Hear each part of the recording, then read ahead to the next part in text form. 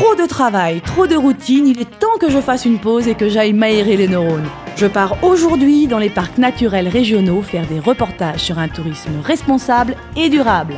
Un boulot qui tombe à pic.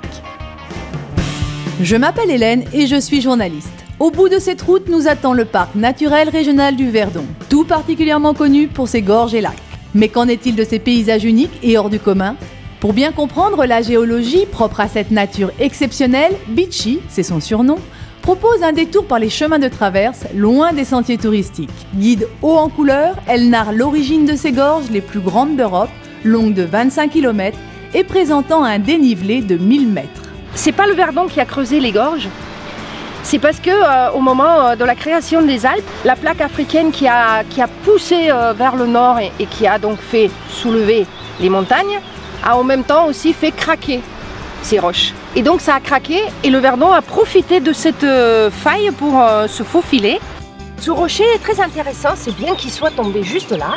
Il date du Jurassique supérieur. Le squelette, il est très riche en calcium et ça donne après la calcite qui constitue en grande partie le calcaire. Tout ça pressé ensemble, ça donne le calcaire. Et ça c'est un corail. Pas naturel qu'il est aussi brillant. Il y a un petit peu un retour à un tourisme durable, c'est-à-dire de ne pas seulement venir dans un coin, consommer 2-3 activités et repartir, et puis aller à un lieu différent. C'est intéressant aussi de pouvoir se poser un peu plus, de voir un petit peu mieux comment ce coin a vécu dans l'histoire, comment on est arrivé là.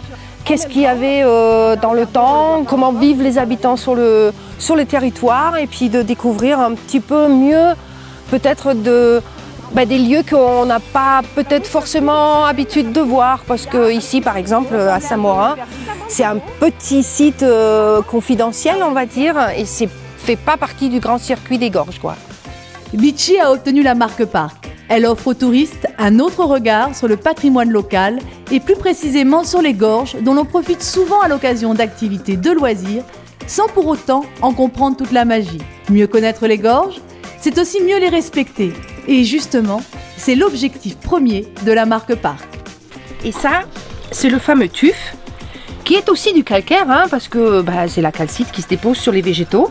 Tout ça, c'est du tuf. Donc tous ces murs, comme c'est léger, c'est facile à transporter. C'est facile à tailler. Alors là-haut, quand vous regardez la petite grotte, on voit comme des draperies, comme dans des grottes qu'on visite des fois. Et bien ça c'est pareil, c'est l'eau qui coule par-dessus le tuf et qui forme ce joli dessin. Pour pousser un peu plus l'explication, suivez le Verdon les pieds au sec en vous rendant à la Maison des Gorges, située à la Palus-sur-Verdon et dédiée à l'origine et découverte du site. Le musée aide à identifier l'extraordinaire diversité de la faune et de la flore, la formation hydrogéologique des grandes gorges et l'histoire des hommes qui s'y sont adaptés de la préhistoire à nos jours. Mais il est maintenant temps de reprendre la route, l'aventure continue vers un autre rendez-vous, une nouvelle destination.